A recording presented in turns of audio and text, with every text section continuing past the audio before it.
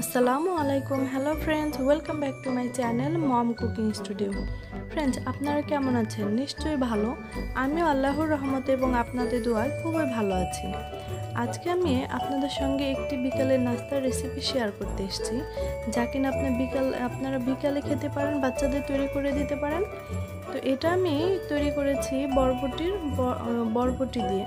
তো চলুন রেসিপিটা দেখে নেওয়া যাক। প্রথমে আমি উপকরণগুলো দেখাচ্ছি। এখানে নিয়েছি বরবটি, কুচি করে কেটে নিয়েছি। এখানে সুজি নিয়েছি, আর এখানে নিয়েছি ময়দা।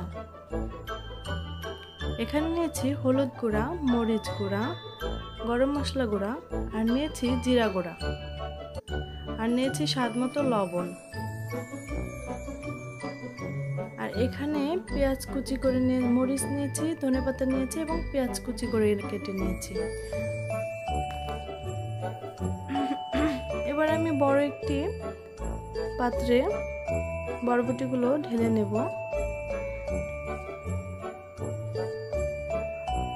দিয়ে দেব সুজি, এবার দিয়ে দেব ময়দা,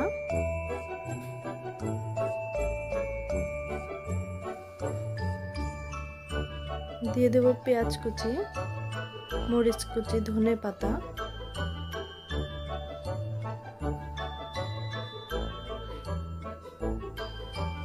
এবার সব উপকরণগুলো দিয়ে দেব।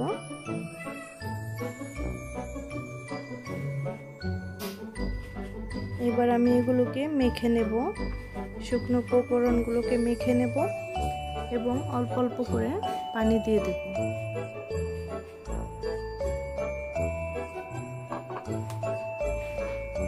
এভাবেই আমি উপকরণটাকে মিশিয়ে ভালোভাবে একটি ডো তৈরি করব। আমার এটা মেশানো হয়ে গেছে। এবার আমি এগুলোকে ভেজে নেব। এর জন্য আমি একটি পাত্রে তেল দিয়ে দিচ্ছি।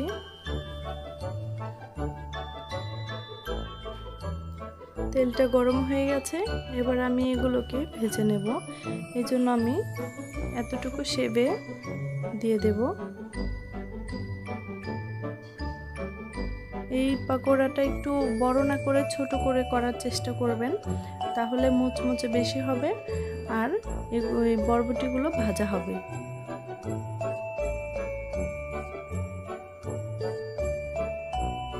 আস্তে আস্তে এভাবে আমি দিয়ে দিচ্ছি।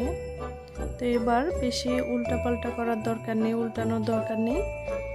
কোনো রকম একটুখানি ব্রাউন কালার হলেই এভাবে আমি উল্টে দেব।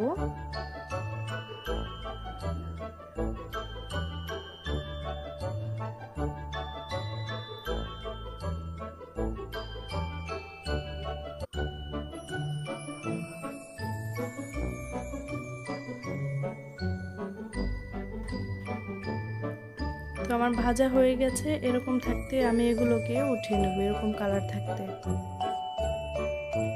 তো দেখুন, ঝটপট তৈরি হয়ে গেল বরবটির পাকোড়া বা বড়া। তো এটা আপনারা বাচ্চাদের তৈরি করে দিতে পারেন, বিকালে নাস্তার সাথে খেতে পারেন, খেতে খুবই ভালো লাগে। আজকের রেসিপিটা ভালো লেগে থাকলে আমার চ্যানেলটিকে সাবস্ক্রাইব করবেন এবং আমার ভিডিওটাকে লাইক কমেন্ট শেয়ার করবেন। আজকের মতো এখানেই বিদায় নিচ্ছি। অন্য কোনো রেসিপি নিয়ে আবার আমি চলে আসবো আপনাদের সামনে।